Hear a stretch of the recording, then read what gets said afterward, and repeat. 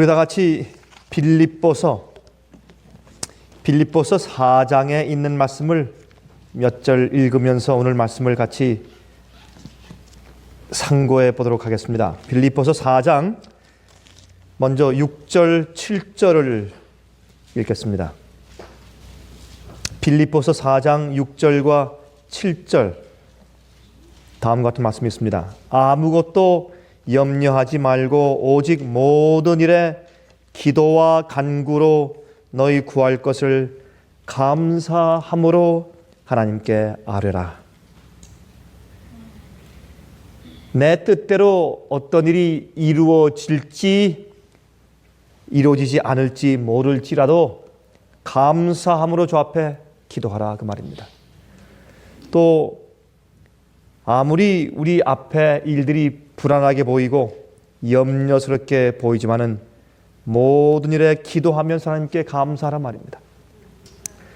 7절에 말씀하기를 그리하면, 우리가 그렇게 하면 모든 지각에 뛰어난 하나님의 평강이, 여러분, 우리의 그 마음속에 우리가 생각하는 우리의 계획들, 또 우리가 판단하는 것들, 우리가 옳다고 생각하는 것들, 우리가 계획하는 것들은 모든 우리의 지식과 지혜와 우리의 꾀, 우리의 머리 좋음을, 또 우리의 경험을 우리가 의지해서 살면 마음 가운데 평강이 없습니다.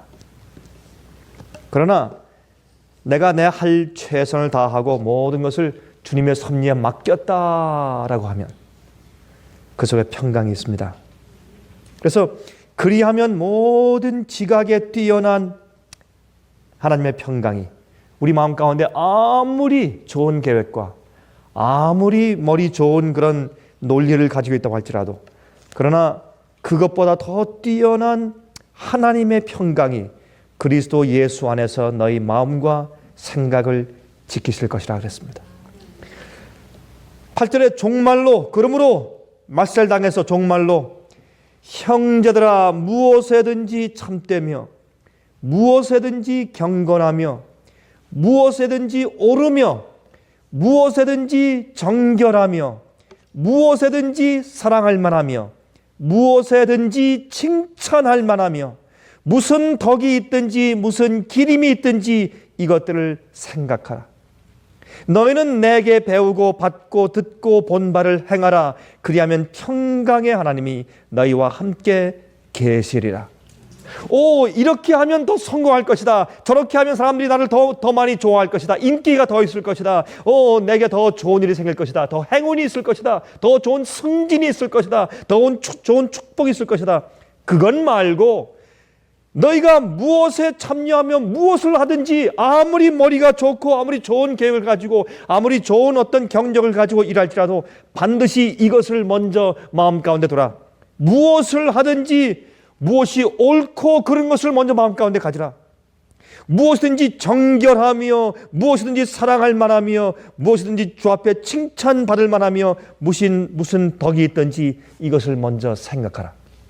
의로움, 하나님 앞에서 용납받는 것들, 주님께 인정받는 것들, 의로운 생활 살며 경건하게 살라, 그 말입니다. 이 말은 뭐냐 하면 우리가 하나님의 뜻대로 살면 꼭 우리가 이 세상에서 축복을 받을 것이라고 하는 그런 기대대로 축복에 이르지 않습니다. 우리가 주님의 의를 따라서 살면, 주님의 뜻대로 살고 진리대로 살고 주의 말씀대로 살면, 그래서 경건하게 살고 정결하게 살려고 하고 또한 하나님께 인정받는 의로운 삶을 살겠다고 결심하며 살면, 그것이 우리 생애의 목적이고 우리 생애의 뜻이면, 그것이 우리 생애의 방향이면 꼭 우리가 기대한 대로 세상 일이 그렇게 잘 풀리지 않을 수도 있습니다. 그러므로 여기 말하기를 너희가 내게 배우고 받고 듣고 본 바를 행하라 그랬습니다. 바울은 하나님 때문에 가난하게 된 자고 하나님과 진리 때문에 고통당한 자입니다. 그는 정말로 부할 수 있었고 또한 학자가 될 수 있었고 국회의원, 사내들인 회원이 될 수 있었던 사람입니다. 그러나 하나님과 진리 위에서 그는 고난당한 사람이고 가난하게 된 사람이고 그는 이 땅에서 볼 때 축복을 받지 못한 사람처럼 살았습니다. 그는 유명할 수 있었지만 무명한 자였습니다. 우린 지금 성경을 통해서 그가 유명한 자처럼 생각하지만 그는 무명한 자였습니다. 고난받는 자였습니다. 왜? 주님 위해서. 그러므로 너희가 여기 말씀하기를 너희가 무엇을 하든지 경건하며 무엇을 하든지 오르며 무엇이든지 경결하며 또한 주 앞에 사랑받으며 칭찬받을 만한 그런 삶을 살라라고 말씀을 하시는 것입니다. 여러분들 이 땅에 사시면서 무엇이 목적입니까? 여러분 가끔 친구를 만날 때, 옛 친구를 만날 때, 옛 동창들을 만날 때, 친척들을 만날 때, 또한 이제 감사절을 당해서 이제 그 식구들, 친지들 만나서 같이 어울리며 대화할 때 여러분은 무엇을 보십니까? 무엇을 기대하십니까? 남들이 여러분을 어떻게 인정해 주길 원하십니까? 여러분 생애의 방향이 무엇이며 무엇을 위해서 하십니까? 우리 마음 가운데 만족하고 즐겁고 기쁘고 행복한 것은 우리 마음 가운데 가지고 있는 우리의 생각에 달려 있습니다. 그렇죠? 우리가 어떤 것을 기대하는가 하는 우리 생각 구조에 따라서 우리의 행복이 좌우가 됩니다. 우리가 어떤 것을 기대하며 사는가 하는 우리 마음속의 기대에 따라서 우리 마음속에 정말 만족한지 아니한지가 결정지어지게 됩니다. 우리 생각의 차이입니다. 생각의 차이. 여러분은 무엇 때문에 사십니까? 무엇을 위해 사십니까? 무엇 때문에 시간을 보내시고 무엇 때문에 정력을 보내시고 무엇 때문에 사십니까? 무엇 때문에 시간을 보내시고 무엇 때문에 정력을 바치십니까? 그것이 우리 마음 가운데 자족할 수 있는지 없는지를 결정지어 주는 것을 우리가 보게 됩니다. 11절 보십시오. 내가 궁핍함으로 말하는 것이 아니라 어떠한 형편에든지 내가 자족하기를 배웠노니 내가 비천에 처할 줄도 알고 풍부에 처할 줄도 알아 모든 일에 배부르며 배고픔과 풍부와 궁핍에도 일체의 비결을 배우노라. 내가 일체의 비결을 배웠다.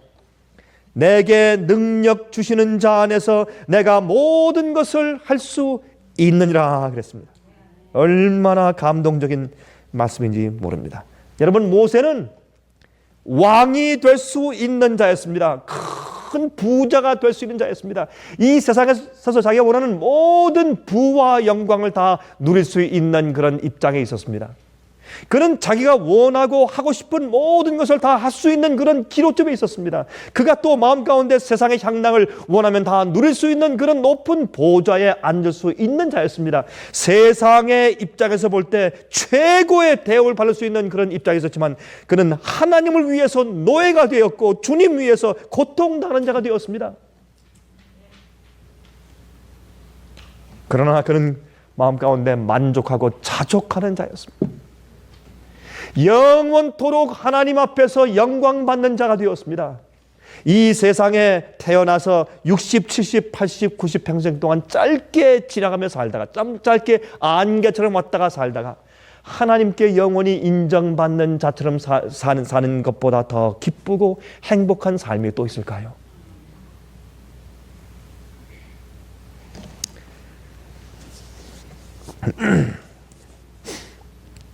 여러분, 자족하다고 하는 것은 외부의 환경에 구애됨이 없이 내적으로 갖는 만족감을 말합니다. 자기 스스로 만족한 것이지 남들이 아니면 주위에 있는 환경이 나를 만족하게 만들어주는 것은 아닙니다. 그것은 잘못된 생각입니다. 자족하다고 하는 것은 그것은 여기 말씀한 것처럼 내가 궁핍함으로 말하는 것이 아니라 어떠한 형편에든지 내가 자족하기를 배웠노니. 여러분, 세상에 있는 것들은 우리를 만족하게 해줄 수가 없습니다. 저는 부한 사람들 많이 만나보았습니다. 멋진 삶을 산다고 하는 사람들 제가 많이 만나보았습니다. 절대로 그러한 생애에 있는 것들이 세상의 조건과 환경과 분위기들이, 여건들이 결단코 인간의 마음 가운데 만족을 줄 수 없는 것을 우리가 너무나 잘 압니다. 여러분 가운데서 아직까지 이 사실을 체험적으로 경험적으로 배우시지 못한 분이 계시다면 참 죄송하지만 여러분은 아직까지 인생의 유치원에 계신 분입니다. 그건 정말 행복과 만족이 무엇인지 그걸 전혀 알지 못하는 분들입니다. 인생을 사는데 수박 겉핥기식으로 약간 아는 분들입니다. 참 죄송하지만 그 사실입니다. 여기에 말씀하기를 내가 이 세상의 어떠한 환경에서도 살 수 있고 만족하고 자족할 수 있는 일체의 비결을 배웠다 그랬습니다. 예수 안에서. 바울은 자기의 사는 삶의 목적이 달랐습니다. 삶의 표준이 달랐습니다. 그래서 그는 어떠한 환경에서라도 주님께서 있으라고 하는 곳에 있고 주께서 하라는 일을 하고 있기 때문에 또 주께서 가라는 길을 가고 있기 때문에 그는 만족했습니다. 그것이 자족하는 길입니다. 그는 마음 가운데 기뻤습니다. 항상. 그는 영혼을 위해 살았습니다. 남들을 영혼을 위해서 인도하는 일을 위해 살았습니다. 그것처럼 보람된 일이 또 어디에 있겠습니까?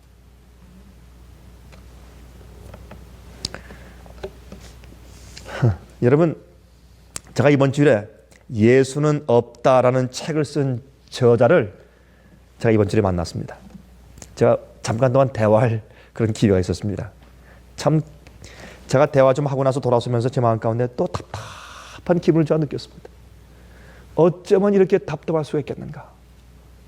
여러분, 오늘날 이 절대 진리가 없다고 말하면서 우리가 믿는 성경에 기초한 우리의 믿음을 송두리째 그 기본 뿌리부터 흔들려고 하는 사람들이 많이 생겨나는 것을 우리가 알 수가 있습니다.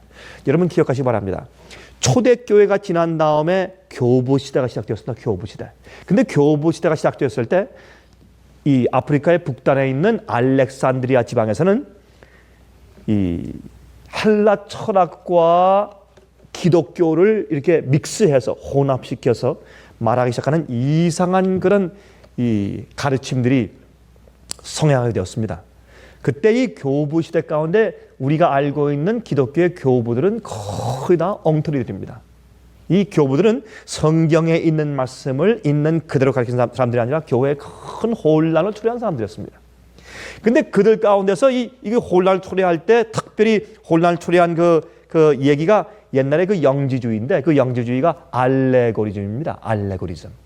그것은 이제 하나의 은유법, 비유법이라고 말할 수 있겠는데 성경에 있는 모든 것들은 하나의 그저 영적인 상징으로 영적인 교훈을 주기 위해서 이용한 어떤 얘기들이다. 신화 같은 이야기들이다. 비유다.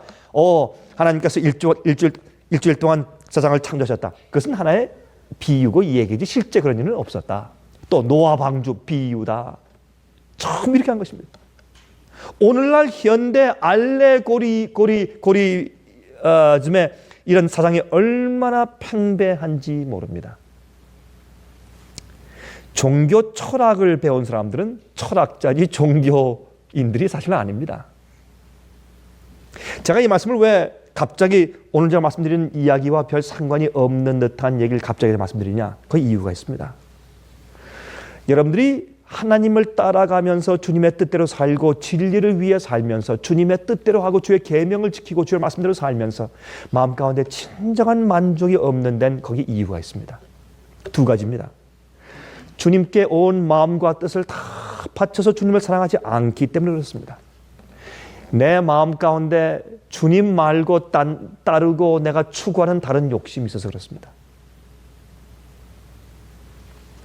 내가 세상과 세상에 있는 것들을 너무 사랑해서 그 마음 가운데 세상을 향한 욕심을 버리지 않았기 때문에 만족이 없는 겁니다. 기쁨이 없습니다. 진정한 즐거움이 없습니다. 그래서 아직도 안개를 붙잡으려고 열심히 하는 수가 있기 때문에 주님 안에 있어도 만족이 없는 것입니다. 자족함이 없습니다. 있을 수가 없습니다. 참 불쌍한 삶입니다. 그리스도 안에서 자족함이 없는 사람처럼 불쌍한 사람이 없습니다. 차라리 세상에 나가서 주님 없이 마음대로 살다가 허망되게 살다가 잠깐 동안 죄에 나가 누리다 죽어버리지. 그게 낫지, 어떤 의미에서. 여러분 안 그렇겠습니까? 어떤 의미에서. 여러분, 예수 그리스도 안에서 만족할 줄 알아야 합니다. 우리 그걸 배워야 합니다. 감사해야 합니다, 모든 일에. 다시 말해서 세상이 주는 그런 만족과 행복의 디그리가 아니고 하나님 안에서의 만족입니다.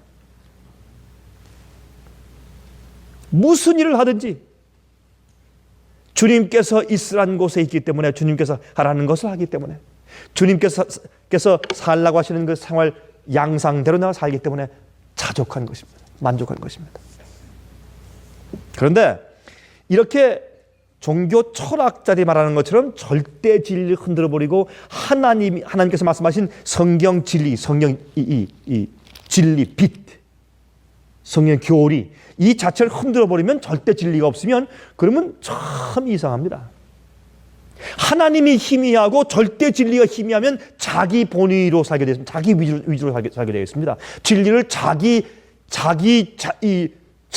속에서 주권적으로, 자주적으로 해석을 하고, 절대 진리가 없습니다. 내가 이해하는 것이 진리입니다. 이러면 이 문제가 생깁니다.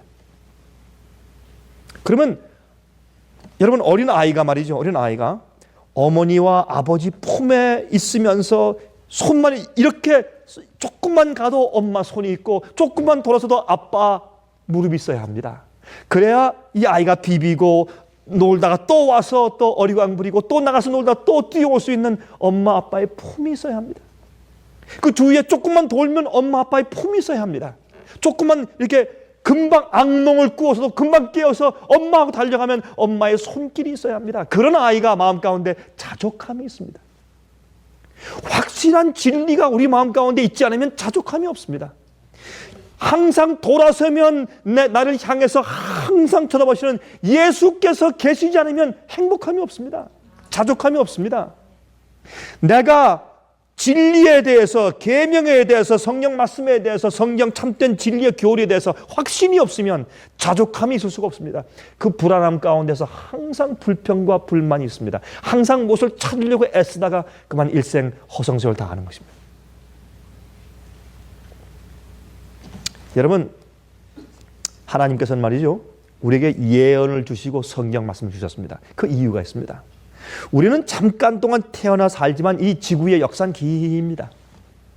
하나님께서 처음부터 끝까지 큰 계획과 섭리를 세우셔서 지금 역사하고 있습니다. 인간의 구원을 위해서. 그런데 우리는 그 짧은 기간 동안에 어떤 그 짧은 한 모퉁이에 잠깐 태어났다가 살다 가기 때문에 하나님의 크신 것을 볼 수가 없습니다. 주님의 크심을, 주님의 역사와 섭리를 볼 수 있는 것은 계시된 말씀 성경밖에는 없습니다. 그 성경을 통해서 하나님을 보는 것입니다. 진리를 보는 것입니다. 그래서 우리가 진리에 대해서, 하나님에 대해서 우리 마음 가운데 확정하지 아니하면 만족이 없습니다. 만족이 없습니다. 그러므로 늘 하나님과 하나가 된 바울, 늘 기도하고 예수님의 계시를 본 바울, 자기의 생명과 자기 시간과 정력을 다 바쳐서 그분 위에 일해도 탐이 없을 정도로 정말 하나님을 위한 확신과 사랑이 가득한 바울은 그 사는 삶, 그의 생활 자체가, 그 사는 생활의 방향 자체가 만족이었습니다. 기쁨이었습니다. 그게 행복이었습니다. 즐거움이었습니다. 그게 그 마음 가운데 소망이었고, 조금만 참으면 이제 영원의 문턱이 있는데 그의 생활이 얼마나 보람 있고 기쁘고 즐겁고 만족한 생활이었겠습니까? 그렇죠? 그러므로 여러분, 우리가 하나님을 향한 우리 온 마음을 다한 헌신이 없으면 절대로 세상에 만족이 없습니다. 두 번째, 여러분, 세상에 붙은 욕심을 끊어버리기 전까지 만족과 행복은 없습니다. 우리의 땅에 태어나 사는 이 짧은 세월의 목적은 하나밖에 없는데, 그것은 하나님을 더듬어 찾아 발견하고 진리를 더듬어 찾아 발견한 다음에 나는 물론이고 내 가족과 주위에 있는 사람들을 같이 손목 잡고 하나님을 바라보고 살도록 하기 위한 것이 우리가 태어난 이 생활의, 우리의 생명의 목적과 이유입니다. 그거밖에 없습니다. 그거 이외에 다른 일을 하기 위해서는 우리가 사는 이 생애가 너무나 짧습니다. 여러분, 태어나죠? 걸음말 배우죠? 먹는 거 배우죠? 건강한 거 배우죠? 여러분, 소시알, 사람들과 지내는 교제를 배우죠? 예, 지식을 배우죠? 합리성을 배우죠? 그것을 배우고 나서 이제 인생 생활을 하려고 딱 발돋움을 하려고 하면 20년이 지나가 버립니다. 20년이. 이 인간 생활을 어떻게 살까를 배우기 위해서 20년의 시간이 지나가 버려요. 20년 전까지 정말 인간으로서 정말 보람된 일을 할 수가 없던 업적을 행할 수가 없어요. 그 다음에 20년이 지난 다음에 어떤 일을 하려고 해보니까 또 무엇이 필요합니까? 경험이 필요해요. 경험이 필요해요. 경험적으로만 알 수 있어요. 우리 인간은 말이죠, 지식만 가지고 살 수가 없어요. 그렇죠? 그래서 경험적으로 아는 지혜가 필요합니다.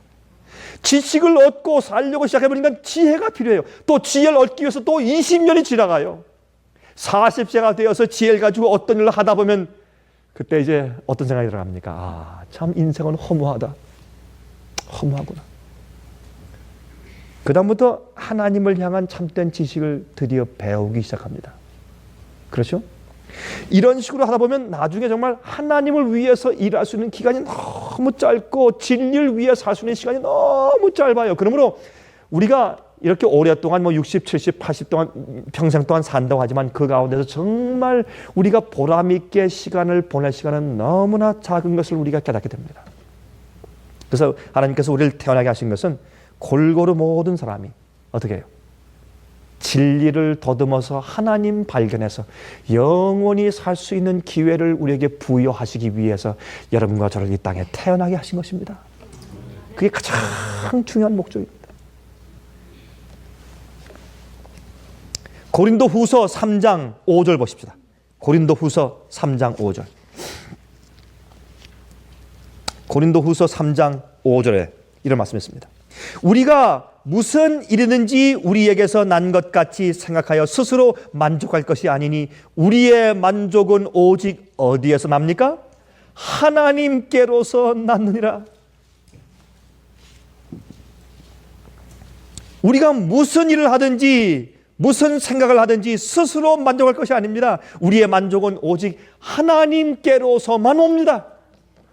우리의 만족은 다른 데 없습니다. 참 안개를 붙잡고 하루 폈다가 없어지는 꽃을 붙잡는 것과 같습니다. 만족은 하나님께로부터만 오는 것을 우리가 합니다. 그런데 여기에 이때 만족을 할 때 이 만족이라는 단어가 헬라 말로 히카노테스입니다. 히카노테스인데 이 히카노테스라고 하는 것은 명사입니다. 명사형인데 이 히카노테스란 만족이라는 말의 동사형과 명사가 있지 않습니까? 그렇죠? 근데 이 만족이라는 말에 만족하다, 만족히 여기다, 만족히 생각하다라고 하는 그 동사형, 히카노테스의 동사형이 어디에 기록되어 있냐면 바로 고린도후서 2장에 지금 3장 5절 봤지 않습니까? 그 전장에 있는 고린도후서 똑같은 책 2장 16절에 기록되어 있어요. 이 흥미있는 얘기입니다. 이 사람에게는 사망으로 쫓아 사망에 이르는 냄새요, 저 사람에게는 생명으로 쫓아 생명에 이르는 냄새라. 누가 이것을 어떻게 해요? 감당하리요. 이 감당하리요 하는 요 단어가 바로 아까 우리가 읽은 3장 5절에 있는 만족이란 그 헬라 단어의 동사형입니다. 다시 말해서 만족이란 말의 동사형은 감당한다, 수용한다, 있는 그대로 받아들인다, 그런 뜻입니다. 그러므로 만족은 뭐냐면 만족이라는 말은 자족입니다. 자족. 내 마음 가운데 내게 있는 형편, 내게 이루어오는 것들, 그런 것들을 있는 그대로 받아들인단 말입니다. 있는 그대로 수용한다는 뜻입니다. 그래서 우리가 범사의 모든 일에 감사할 수가 있는 것입니다. 감사는 조건이 아니고 형편이 아니고 환경이 아니고 감사는 주님께서 내게 베푸신 섭리를 있는 그대로 수용하는 태도인 것을 알 수가 있다, 그 말입니다. 그것이 성경적인 감사고 성경적인 만족입니다. 그걸 없인 세상에 만족이 없습니다. 그렇죠? 찾아보십시오. 있는가? 찾아보십시오.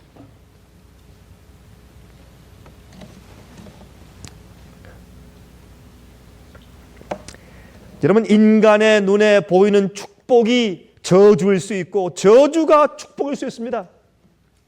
아름다운 사람들이 예쁜 얼굴 때문에 망하는 것을 우리가 많이 보았습니다. 그렇죠? 부자들이 돈 때문에 망해서 멸망당하는 것을 우리가 너무나 많이 보았습니다. 그 사실입니다. 그러므로 인간적인 눈에 보이는 축복이 저주가 될 수 있고 또한 저주가 축복이 될 수가 있다 그 말입니다. 아까 모세와 바울의 이야기를 한 것처럼 그들은 세상에서 가장 행복한 자들이었고 그들은 자족하길 배운 사람들이었습니다. 모세가 죽을 때 모세가 여러분 40년 동안 그렇죠? 40년 동안 왕의 교육을 받다가 또 40년 동안 광야에서 하나님의 종 지도자가 될 수 있는 교육을 받았다가 나중에 40년 동안 주님의 참된 종으로 일하다가 죽었습니다. 죽을 때 정말 훌륭한 왕도 그렇게 할 수 없는 정말 장군의 정말 신실한 주의 종의 모습으로 조용히 잠들 수가 있었습니다. 그의 잠드는 순간은 정말 만족한 삶을 산 사람의 모습 그 자체였습니다.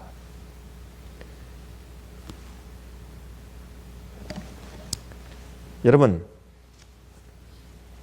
모세와 바울은요, 성경의 말씀을 빼고서 우리가 인간적으로 생각하면 그들은 하나님 때문에 신세 망친 사람들이었습니다.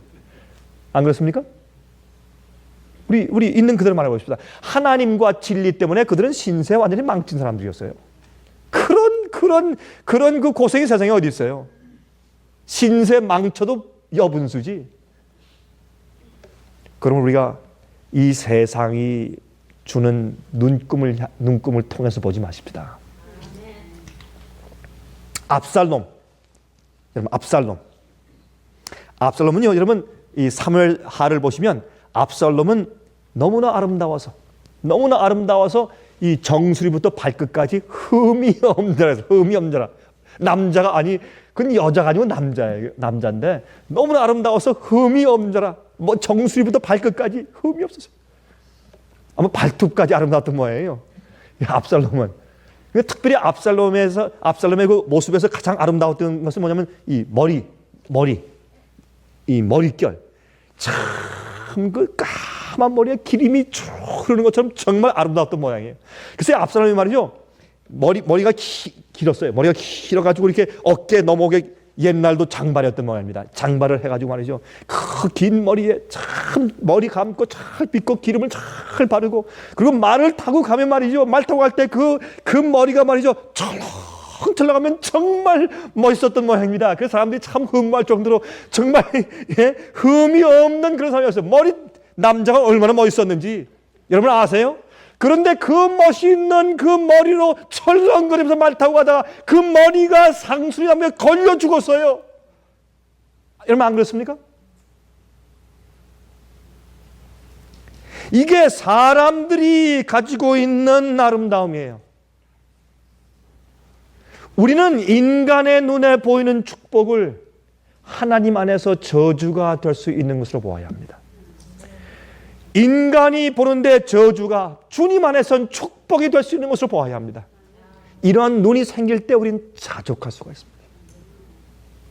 그게 예수 그리스도 안에서 만족입니다.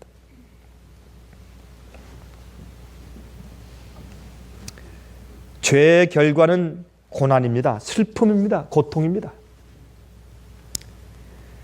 그런데 이런 것들은 인간으로 하여금 영원을 사모하게 만들고 절실하게 만듭니다. 무언가 부족해 우리 마음 가운데 절실해집니다. 심령이 가난한 자는 복이 나니 천국이 저희 것이며. 우리 마음이 가난해야 합니다. 그렇죠? 여러분 가난하다고 하는 것은 없다는 뜻입니다. 있는 것을 사모하는 마음입니다. 영혼을 사모하게 됩니다. 죽으니까 영혼을 사모하고 병나니까 영혼을 사모하는 것입니다. 이 땅에서 어렵고 죄의 고통 때문에 우리 마음에 상심하며 하늘을 그리는 겁니다. 의를 사모하는 것입니다. 예수님을 사모하는 것입니다. 재림을 기대하는 것입니다. 그렇죠? 그러므로 우리의 이 세상에서 눈에 보이는 대로 만족을 찾지 말아야 합니다. 바울이 말한 것처럼 내가 일체의 일체의 비결을 내가 배웠다. 일체의 비결을 배웠다. 제가 이번에 한국에서 한 여자 학생을 제가 이제 침례를 줬는데, 전 침례를 베풀 계획이 없었는데 가서 이제 침례를 베풀게 되었습니다. 이제 14살 된 소녀 아이였습니다. 근데 꽤 키도 크고 그 행동이 너무나 이제 이 성장한 그런 성숙한 그런 이제 학생이었기 때문에 제가 19살이나 20살 정도 된 줄 알았습니다. 그래서 물어보니까 14살이었습니다. 백혈병에 걸려서, 류케미아에 걸려서 3개월이면 죽겠다고 하는 그런 사형 선고를 받았습니다. 그렇게 하다가 저희 집회에 나오는 한 가정에 와서 철저하게 음식물을 개혁하고 철저하게 이제 생활을 개혁하면서 하나님을 신뢰하면서 살게 되었습니다. 그렇게 해서 온전히 백혈병이 나았습니다. 여러분, 이 세상에서 의학적으로 이 컨벤셔널 메디신에서는 백혈병을 고친다는 얘기는 없습니다. 백혈병이 걸리면 그건 죽는 겁니다. 그건 죽어버리는 겁니다. 조금만 어떤 감기가 와도 죽습니다. 면역이 전혀 없어지기 때문에. 그런데 음식물을 개혁하고 주님께 온전히 의지하고 굴복한 다음에 그 병이 나았어요. 침례를 주는데 제가 가만히 그 태를 보니까 14살짜리가 아니에요. 20살 이상 된 성숙한 사람이에요. 그리고 정말 회개했어요. 그리고 예수님을 의지해요. 그의 병은 그에게 축복이었습니다. 그의 백혈병은 그 영혼을 구원했습니다. 그게 축복이 아닙니까? 백혈병, 류케미아를 가지고서 자족하는 비결을 배우는 것이 신앙이 아닙니까, 여러분?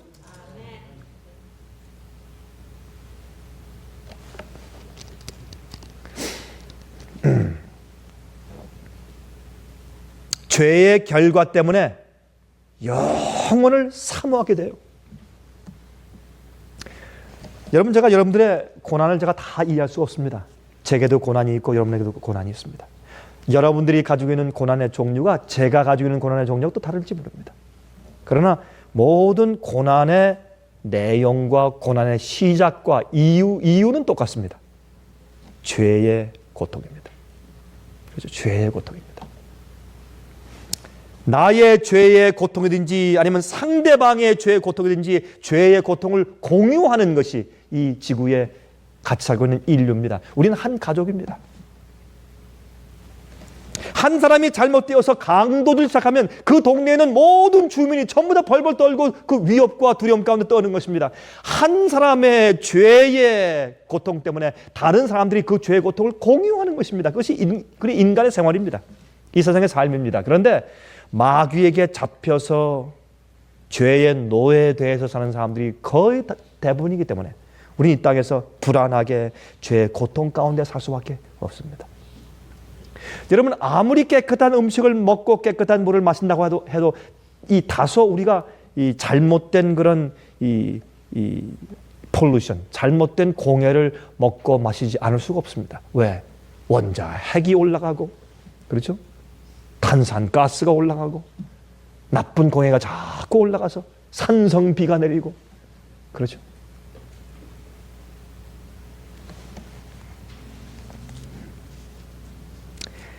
제가 이번에 중국에 가서요, 남쪽에 가서는 이제 목사들과 한 60명 정도 모여서 이제 제가 성경을 가르쳤고, 북쪽에서는 한 70명 정도 제가 목사를 가르쳤습니다. 한 130명 정도 이제 교회 지도자들 만나서 제가 가르치고 같이 기도하고 이렇게 모임을 하고 왔는데, 이 남쪽에서 말이죠, 우리가 간 그곳이 이제 우한인데, 그 우한은 제가 지난번도 제가 간다는 그런 소식이 미리 퍼져가지고 이거 박 집사님 갔다가도 제가 간다는 소식이 퍼져가지고 그냥 갑자기 캔슬돼서 거기 가지를 못했어요. 그런 곳인데 이번에 갔을 때 이제 특별히 이제 거긴 굉장히 이제 아주 이 주시하는 이제 눈이 많은 곳이기 때문에 이제 교회 목사들 오라고 다 개인적으로 전화 한 다음에 어디까지만 오십시오. 그래서 이제 두 명이 나갑니다. 나가서 초청한 사람이 오나 안 오나 가만히 지켜본 다음에 초청을 하지 않은 사람이 같이 오면 안 갑니다. 저 뒤에서 멀리서 가만히 이렇게 지켜보다가 초청한 사람이 딱 나타나면 그 버스 정류장에 가서 그 사람을 딱 픽업해서 갑니다. 그러니까 오는 사람들은 자기가 지금 어디로 가는지 전혀 모릅니다, 지금. 그래서 와서 그 정류장에 내려서 기다리면 사람들이 와서 딱 픽업해서 가는 것입니다. 그래서 이제 우리 이제 집회 장소로 데려가는 것입니다. 근데 그 빌린 장소가 5층 꼭대기에 있었는데 4층에 올라갈 때 철문이 있고 5층 올라갈 때 또 철문이 또 있습니다. 철문을 2개 통과해 올라가서 집회할 수가 있습니다. 그렇게 고통과 그렇게 이제 안보를 유지하기 위해서 불안에 떨면서 집회하는 사람들도 그들 마음 가운데 만족함이 있습니다. 만족함이 있어요. 진리에 대한 그 갈급함이 얼마나 강한지 몰라요.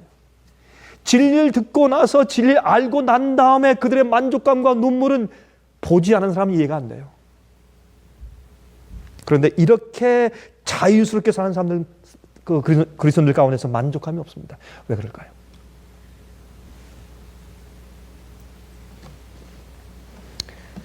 이번 그 북쪽에서 그 공주리에서 온 중국 목사 가운데 이 목사님이세요. 이 목사. 이 사람의 그 교회의 교인들이 한 1,200명 된다 그래요. 근데 얼굴 가만히 보니까 얼굴이 이렇게 말하면 될까요? 죄가 없어요. 그 얼굴 가운데. 참 죄가 없어요. 제가 물어보니까 고생을 하는데 시골에 이 거의 버려진 집을 그저 얼마 주고 이제 구해서 샀냐면 버려진 집이니까 그 집을 샀는데 우리 미국 돈으로 70불. 그럼 이해가 되세요? 미국 돈으로 70달러를 주고 버려진 그 시골에는 폐허 같은 그 집을 하나 샀어요. 그걸 들어가서 다 이렇게 수리하고 꾸며가지고 지금 살고 있습니다. 살면서 1,200명의 교인들에게 목회하고 있는 그런 목사였습니다. 봉급이 얼마냐 했더니 봉급이 한 달에 500유안, 우리 돈으로 한 60불 정도. 한 60불 정도 봉급까지 살고 있는 사람이에요. 근데요, 그 얼굴에 자족함이 있어요. 집에 왔는데 추운데 가만히 보니까 그 안에 쇠타는 껴입었지만은 근데 정말 추울 것 같아요. 쇠탈 껴입고 두꺼운 내복을 입었지만 그러나 얇은 그런 여름에도 있고 겨울에도 같이 있는 뭐 양복이 하나밖에 없는 것 같아요. 까만 그 좀 얇은 걸 입고 와서 제가 하도 안 됐어. 그 우리 최 집사님한테 제발 밖에 나가서 좀 두꺼운 잠바 좀 하나 좀 사와라. 좀 입혀야 안 되겠다. 내가 강의하면서 내 마음이 불안해서 그 사람 보면 너무 추울 것 같아서 내가 불안해서 안 됐으니까 하나 좀 사오라. 그래서 아침에 저희 나가서 하나 사다 입혔어요. 그래서 두툼한 걸 입고 있는 걸 보니까 제 마음이 따뜻해가지고 강의할 수 있었어요, 제가. 근데 그 따뜻한 잠바 하나 입고 저한테 와서 참 제 손을 붙잡고 감사도 악수를 하는데 그 얼굴에 죄가 없어요, 죄가. 여러분, 제 이 표현이 좀 너무 지나친 것 같습니까? 아닙니다. 죄가 없어요.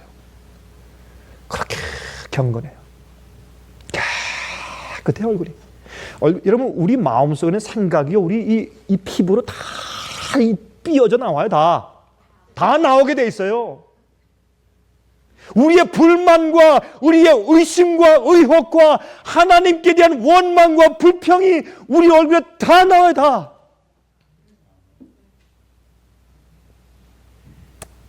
의심이 다 나오고 불만이 다 나와요. 그래서 하나님께 영광이 되잖아요, 여러분. 여러분 그거 아셔야 돼요.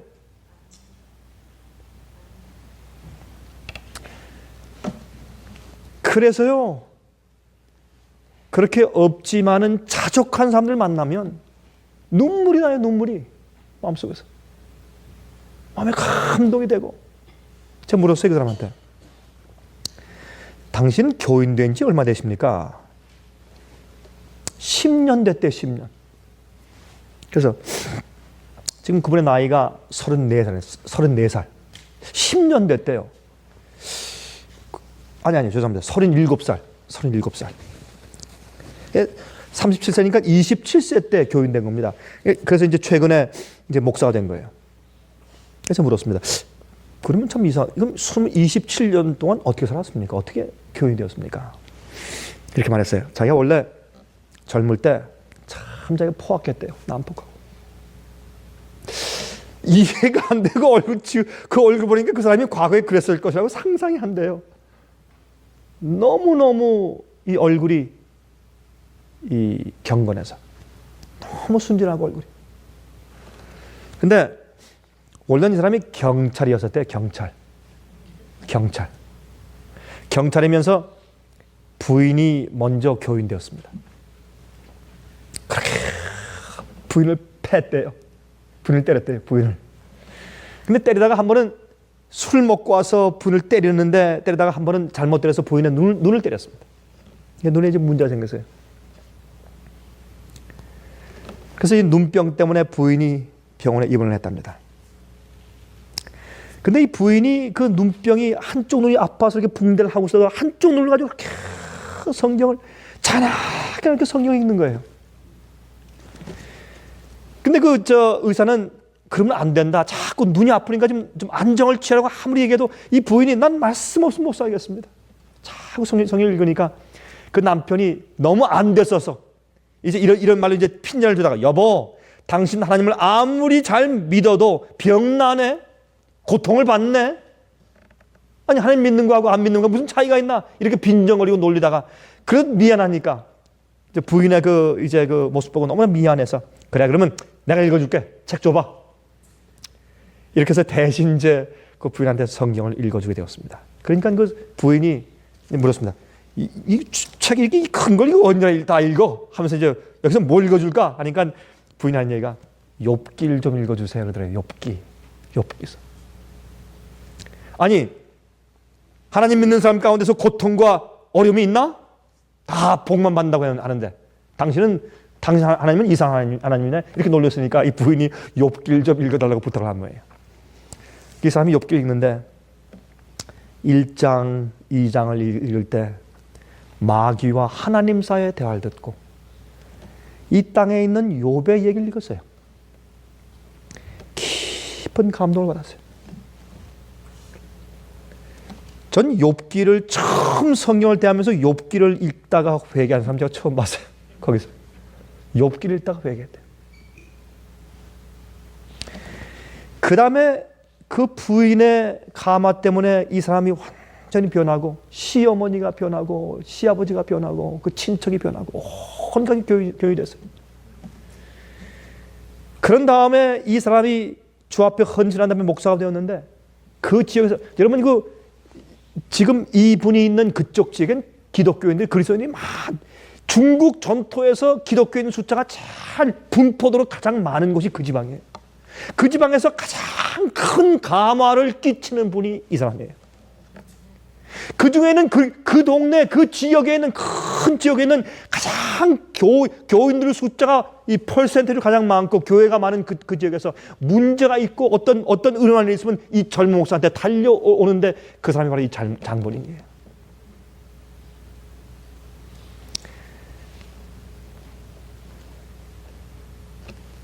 이 부인이 핍박당한 것과 고통당한 것은 인간의 눈으로 볼 때 저주같이 보였지만 그것은 하나님께서 보실 때 큰 축복이었습니다. 여러분과 제 눈이 이렇게 바뀌어지기 전에는 우리 속에 자족함을 배울 수가 없습니다. 우린 만족이 어디에서 오는지를 알아야 합니다.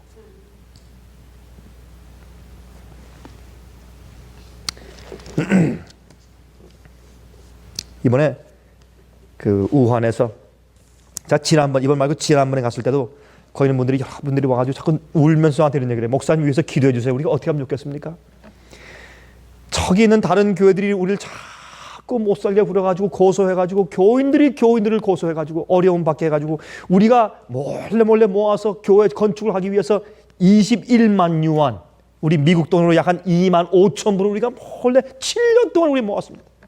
7년 동안 우리 교인들이 참 모아가지고 우리 좋은 자그마한 교회 건물 하나 세우려고 21만 유안, 2만 5천 불을 7년 동안 우리가 모았는데 그만 공안대에서 와서 남들이 조용히 밀고 해서 와서 우리한테 억울하게 고소를 하고 밀고 해서 와서 21만 유안, 2만 5천 불을 뺏어갔습니다. 어떻게 하면 좋겠습니까? 우리 전 재산인데 7년 동안 우리 교인들이 다 모은 재산인데 이 억울한 걸 어디 가서 우리가 하소연해야 되겠습니까? 너무너무 고통스러웠습니다. 그래서 제가 그랬어요. 그분들께 하나님께 맡기자, 우리 기도하자. 그리고 그들에게 북경의 단원서를 좀 써라. 종교부 총체국의 단원서를 좀 써라. 그러나 단원서를 쓰는 것까지는 좋은데 그 이상 하지 말아라. 그 이상 하지 말고 하나님께 맡기고 기도하자. 주님의 뜻이 있을 것이다. 이게 주님의 뜻이고 주님의 섭리고 또 주님께서 보실 때 이것은 반드시 돌려받아야 할 돈 같으면 돈이 돌려줄 것이고 아니면 안 온다. 저를 맡기자. 이들이 이것 때문에 고통을 많이 당했어요. 이 고통 때문에 어떤 사람들은 감옥 가고 돈 뺏기고 핍박당한 고통 때문에 그 교회 교인들이 하나가 되었어요. 서로 사랑하게 되고 뜨거운 마음으로 하나가 되고 정말 연합할 수 있었어요. 그런 경험이 있은 다음에 최근에 전화가 왔는데 들어보니까 그 공안대에서 21만 유안을 그들에게 돌려줬대요. 그들이 얼마나 기뻐하는지. 세상에 이럴 수가 있습니까? 그 고난의 몇 년의 경험 때문에 그 교회가 부흥하게 되었어요. 그 교회가 연합하게 되었고 여러분과 제 세 가운데 있는 고통들과 인간적인 어려움들이 우리를 하늘 가고 영원히 살게 하는 주님의 섭리와 뜻일 줄 우리가 어떻게 알겠습니까, 여러분? 그러므로 우린 그리스도 안에서 자족하기를 배워야 합니다. 우리의 사는 생의 목적이 세상에서 잘되고 남들에게 인정받기 위한 것이 목적이 아니라 주님께서 가라고 하는 길을 가고 주님께서 하라고 하는 것을 하고 주님께서 믿으라고 하는 것을 믿고 주님께서 있으라는 곳에 있기 때문에 그것이 내 생의 목적이기 때문에 그렇게 하다가 내게서 이루어지고 내 생에서 발생하고 내 생에 이르러오는 모든 것들은 주님께서 주시는 것으로 받는 자족하는 마음을 배우도록 하십시다. 이것이 감사하는 정신의 기초입니다. 그럴 때 우리가 범사에 감사할 수 있게 되는 것입니다. 이것이 믿음입니다. 이것을 배운 자들만 마지막을 통과할 수 있습니다. 여러분, 마게도냐의 첫 성이 빌립보입니다. 우리가 지금 빌립보서를 읽었지만은 빌립보서에 있는 그 이야기의 배경을 우리가 이해해야 합니다. 여러분, 꿈 가운데서 그가 이제 소아시아 지방에서 전할 때 꿈에 바울에게 어떤 얘기가 들렸습니까? 마게도냐의 사람이 나타나서 우리에게 와서 복음을 전해달라고 소리치는 마게도냐의 부르짖음을 꿈속에서 보았습니다. 그때 그가 주께서 주신 그 꿈, 그 계시를 보고 나서 주님의 부르심을 받아서 성령의 인도하심을 따라서 그들이 고생스럽게 배를 타고 간 첫 성이 어디입니까? 그것이 빌립보였습니다. 마게도냐 지방의 첫 성이 빌립보였습니다. 여러분, 사도행전 16장 보십시오. 거기 말씀이 있습니다. 여러분, 첫 성에 주님의 계시를 받고 꿈을 보고 성령의 이끌림을 받아서 제일 처음에 선교 활동하고 복음 전하기 위해서 제일 먼저 가서 복음 전하는 것이 빌립보였습니다. 가서 어떤 일 당했습니까? 바울과 실라가 붙잡혀서 매를 맞고 빌립보 감옥에 갇혔습니다. 기가 막힌 일이었습니다. 그러나 그 속에서 그들은 자족했습니다. 착고에 채였습니다. 예? 채찍에 맞은 등어리가 아팠습니다. 그들의 그 죄수 옷에 피가 흥건히 배어났습니다. 그런 환경 가운데 밤중 늦게 밤 12시에 그들이 하나님께 찬송을 불렀습니다.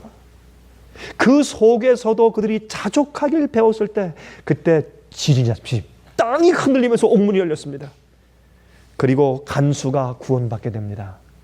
거기에서 간수와 그 식구들과 그 안에 있던 그래도 도망가지 않은 죄수들이 이제 예수님의 이름을 믿고 그들이 교인들이 되어서 시작한 교회가 빌립보 교회였습니다.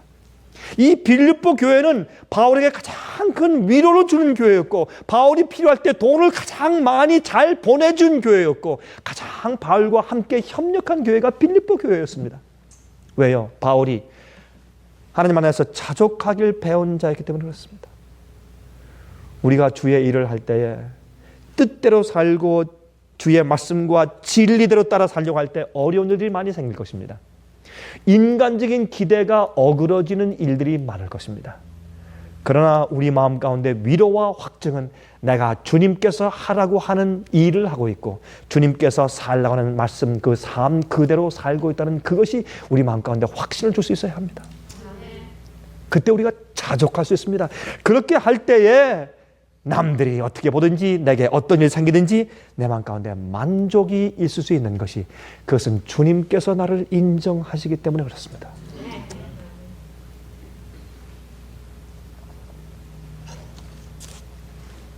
하나님의 돌보심을 신뢰하십시다.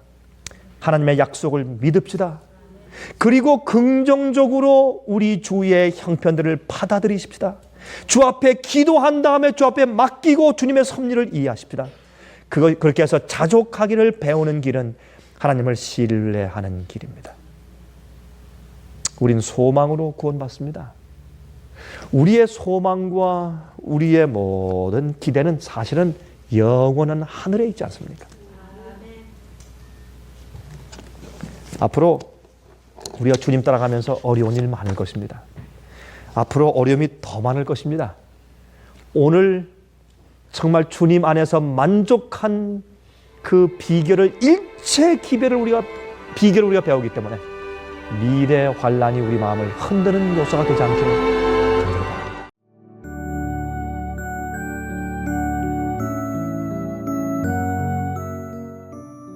예수님의 재림이 가까워오고 있습니다. 지금은 영원한 하늘을 위해 준비해야 될 때입니다.